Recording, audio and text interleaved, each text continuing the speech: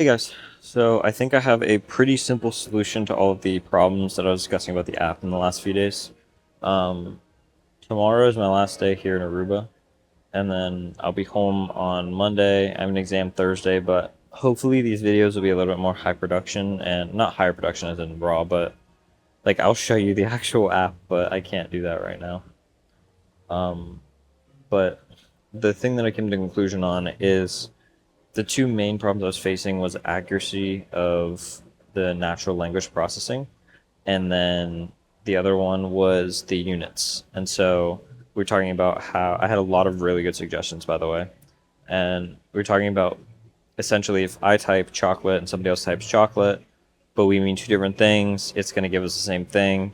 And also, if we're trying to find the cheapest item, it's going to return the chocolate bar that's that large. So I implemented a system today that basically checks for a quantity and then either an adjective or a brand. So the reasoning behind that is instead of saying bananas, well, bananas might be 23 cents each, but if I'm getting six of them, it's six times 23 cents. So I have to actually articulate the amount of something that I want in order to calculate the price. So that was number one. And then number two was brand or adjective. So instead of saying beer, you can either say draft beer, or instead of saying wine, you can say a certain type of like maybe red wine. I don't know anything about alcohol, I'm not gonna lie. But something to describe it to make it more specific, or a brand. So instead of saying beer or draft beer, you say Bud Light or whatever other brand you want. Twisted Teas, like just come up with something that is a brand name. So if you have a quantity and a brand or a quantity and a adjective, it's specific enough to get good enough results to the point where it works. And so basically I have a simple system that before sending off a user's grocery item to AI to search the price at their local area, it runs it through a quick checker of does this have a quantity and is it either an adjective or a brand. Super cheap to do that, and then it returns it. If it is true and it does have those, it sends it off, and then it will return a pretty accurate number. If it is false, then it returns an error and pops up at the bottom that says, hey, this is not specific enough. And it's like a nice looking pop-up. I'll show you guys, but it basically says, hey, this isn't specific enough. Please provide details on this, as if you were going to give somebody else instructions on what you want. Because if you just say beer, nobody else knows exactly what beer you want. I don't know why I keep using beer. I think it's just because it's a simple example. But that was kind of my solution. It seems to work very, very well so far with at least getting specific results. And then the next problem was the units. So if I type in 6 bananas, well, Walmart might sell bananas by the pound, but Publix might sell them per unit. And by the pound might be more expensive than per unit because typically bananas are less than a pound. So I could get 3 bananas for 79 cents because 3 bananas might be a pound, but it'll put, or I could get 1 banana for 40 cents, but it's going to tag the 40 cents as cheaper, but it's not. It's technically more expensive per banana. So standardizing the units is super important, and I think I figured out how I'm going to do that.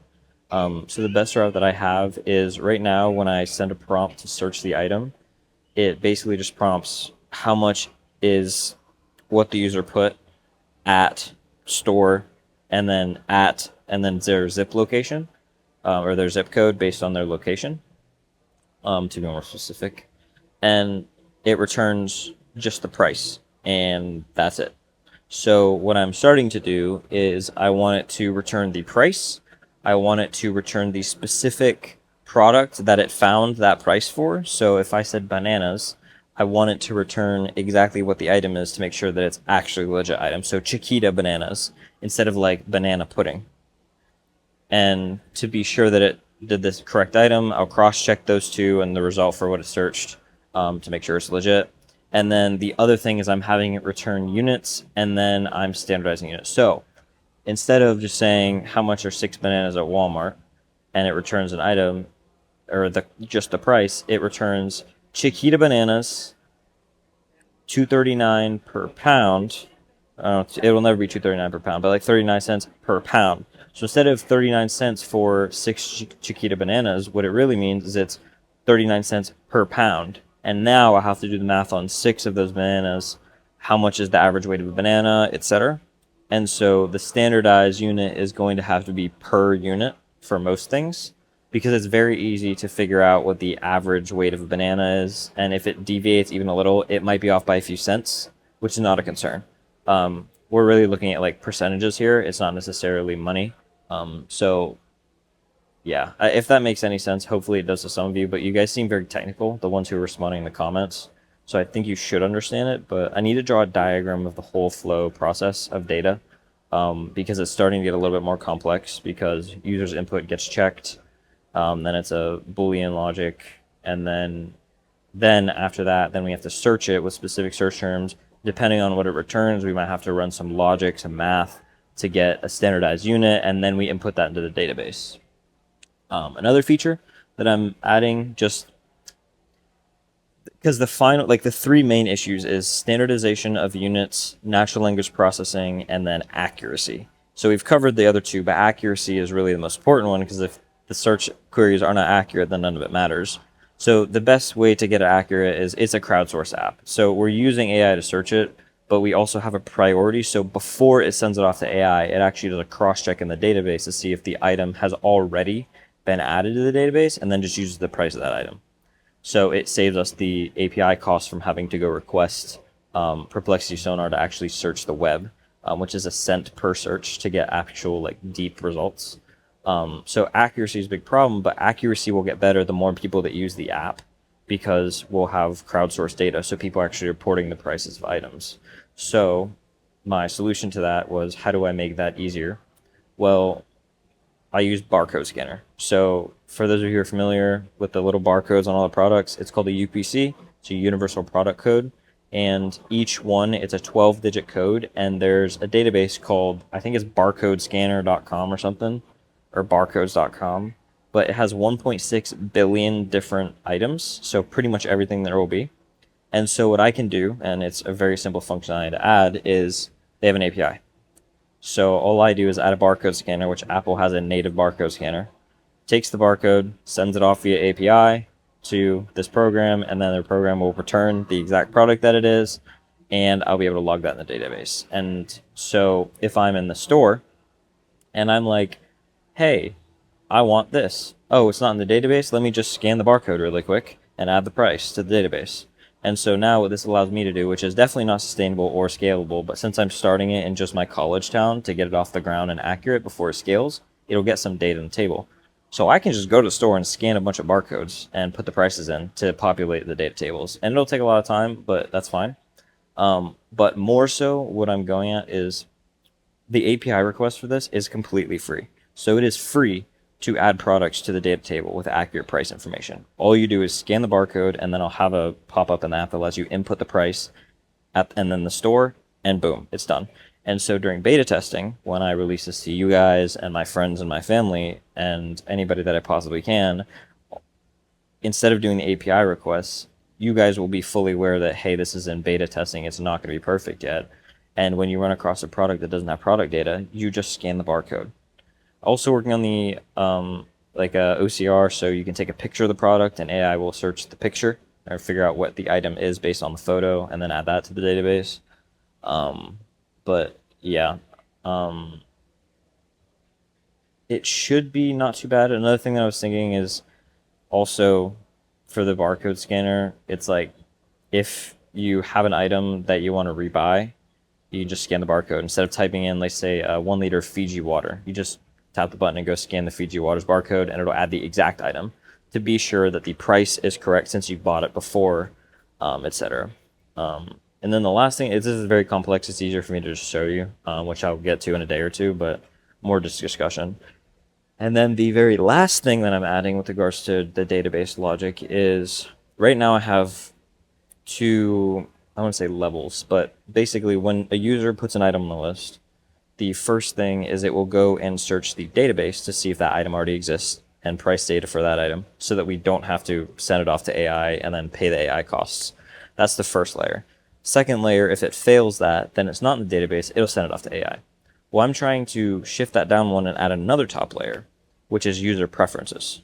And so I'm trying to add a top layer where basically if a user has scanned a barcode, the product gets added to the database, they can input the price, whatever, but that user who scanned that barcode gets tagged as having uploaded that product in a whole new table.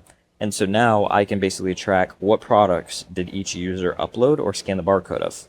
If they scan the barcode, then they clearly cared about it enough to take the time to scan the barcode, or they had already owned the product. And so now what I can do is, the first thing I can query is this table. So when a user types in water, it'll first search the user's table of previously scanned barcodes or anything like that, and it will find, oh, hey, this guy's scanned Fiji water in the past. So then it'll instantly default to that item instead of the 19,000 different types of water there are, since you've shown in the past you had interest in that item. That's the first layer.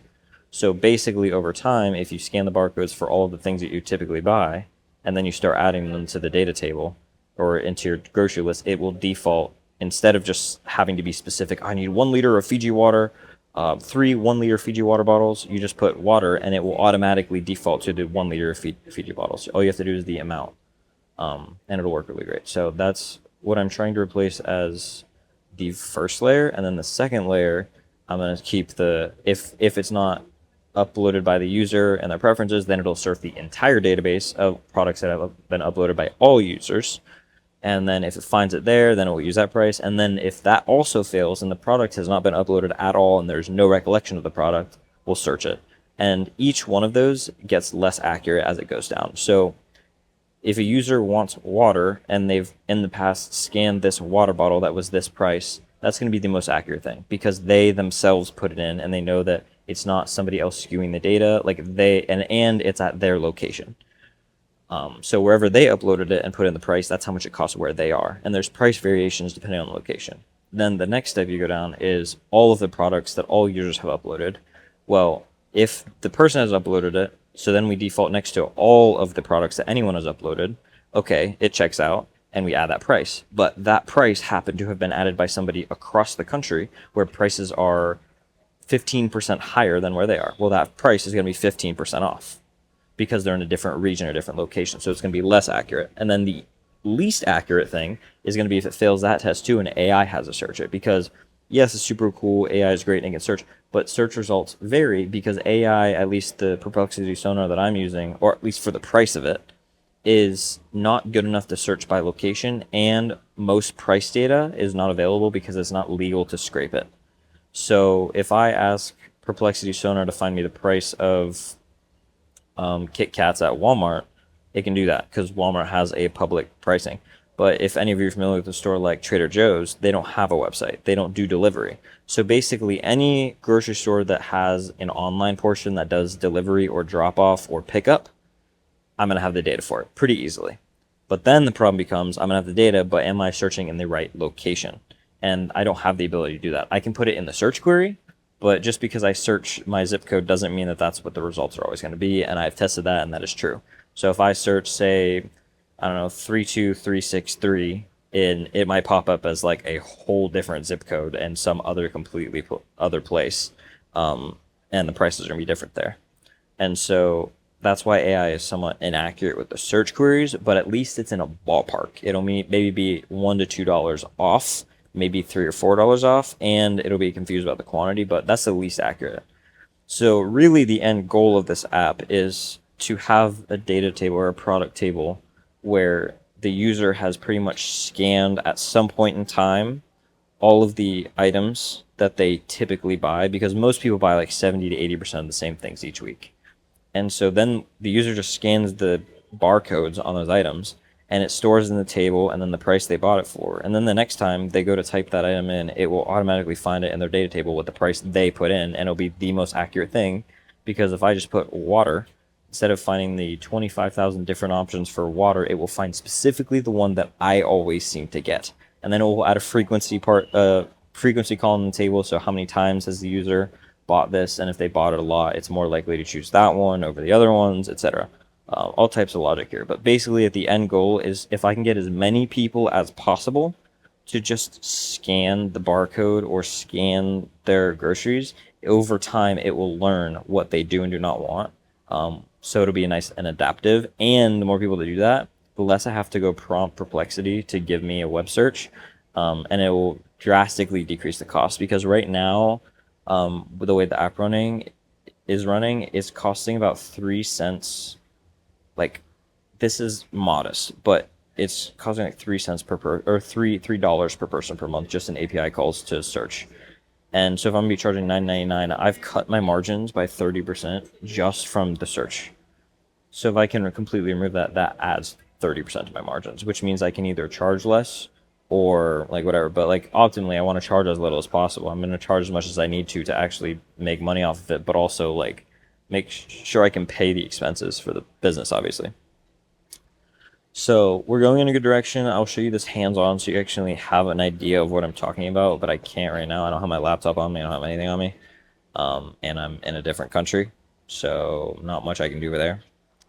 But once I get the accuracy figured out, which I'm working on, we just talked about that. I'm going to get the standardized quantity figured out. That will be somewhat simple. And then once I get the natural language processing figured out, which I think I already have, then the only thing that will remain is churn. So sure, I learned people's groceries. Sure, it helps them save money. But like I said, people usually buy 70 to 80% of the exact same things every week when they shop. There's variation in 20% of the items, but majority of people get the same things. I know I do. And so the problem arises with that when the person joins the app and they pay for a month and they use it for a month. They go shopping once a week. So that's 4 sessions of grocery shopping while using the app. It's going to save them money. Obviously, that's the whole point of the app, and I've tested it. It works, saves them 20 to 30%. It's great. But if they're buying 80% of the same items, they know where those items are in the store, and they know exactly which store they've been going to for the last 4 years to get that item. So they just don't need the app anymore. And it's not worth them having the app in order to save on those other 20% of items that they're going to randomly get throughout the week. So that's a problem for a different day, because as long as I can make enough money off of that customer who churns within 1 month to get a new customer, or even more than one new customer, then I can still scale. It's just going to have a super high turnaround rate. But I don't think that that's going to happen, to be honest. Like, if it costs me $2 to acquire one customer who's going to pay me $10 and I'm going to net 4 of it, then sure. Like, I net 4 in the first month, then I can just go buy 2 more customers and then they're gone, and that's fine. I just doubled my customers. But that's not typically how it works. So I'm gonna figure that out. But yeah, I've been considering maybe adding a budgeting portion to it, just to add stickiness. I've already added a point system with referrals, so when you refer a friend, you get points, and after a certain number of points, so when you upload your receipts, that's another thing. So barcodes or receipts, if you take a picture of your receipt once you've shopped to get accurate price data that uploads into the database, you get 1 point per item on your receipt, or I don't know, 1 point per item you scan, whatever you want to do. And when you get 1,000 points, you get the next month free. So $10 credit. So just like gamifying it, but really the hard part is going to be getting people to stay and not learn the system. The only thing that I have in my advantage is prices do fluctuate because it's seasonal. And so a lot of people aren't going to necessarily have the memory to learn the seasons. So a good example is strawberries. I'll use citrus as a better example. So blueberry, or not blueberry, wow. Grapefruit, oranges, they're winter fruits. And so in the winter, they're going to be a lot cheaper than they are in the summer, and they're going to taste a lot better. So they're going to sell a lot more. And when they sell a lot more, the price can go down because demand is up. Supply, demand, when there's a lot more demand. When there's more demand than there is supply, price goes up. But when there's more supply, usually price goes down. So if you have the same demand in winter and summer, but in winter you have higher supply, then the price is lower. In summer, when you have lower supply, the price is higher. So the price will be lower in the winter and higher in the summer, and usually it's very different pricing. So it's like 30, 40, 50% price difference between summer and winter, and people probably won't be able to learn that. Most people, at least. And so that is the one advantage I have, is the natural price fluctuations over time throughout the year. And so people will continue to use it because like prices change, right? And if I can keep the database up to date on the prices, then that will like keep up with the dynamic pricing. But I think another valuable thing here is There was another company I mentioned that kind of did something like this a couple years ago in 2018. They sold for like 20 or 30 million dollars 4 years later in 2022 because they had collected so much data on the product pricing that another company bought it because they could do like analysis of the price changes and prices of items over time. And they did like all kinds of financial calculations for this, but basically they bought them for the data because they had so much data. So realistically, if I can't get people to stay and pay, that's fine because second option is make it free and sell the data. But that's it for today. Pretty long-winded update. My throat kind of hurts now. I need some water, but I will chat with you guys tomorrow. Wrapping up here tomorrow, and then I'm heading home. Gonna get back to business, and hopefully I can. I hope you guys don't mind because I have been keeping these videos really raw, and I don't plan on changing that. However, when I do show you guys around the app, I'm gonna be screen recording on my computer and use like a face cam, so it's gonna be a little bit. It's gonna appear a little bit better edited and higher quality. But don't let that illusion take away from the rawness of these videos. So yeah, because I want to show you around like the actual test flight and all that on my computer, show you the code, show you what my backend looks like and the app itself, and then can get this baby running. But yeah, I will. I'll talk to you guys tomorrow, and let me know what you guys think. If any ideas, I really appreciate those of you who responded the other day in the video. Really good solutions. I feel like you guys all know a lot more about this than I do, it seems. So maybe you guys are the ones teaching me. Who knows?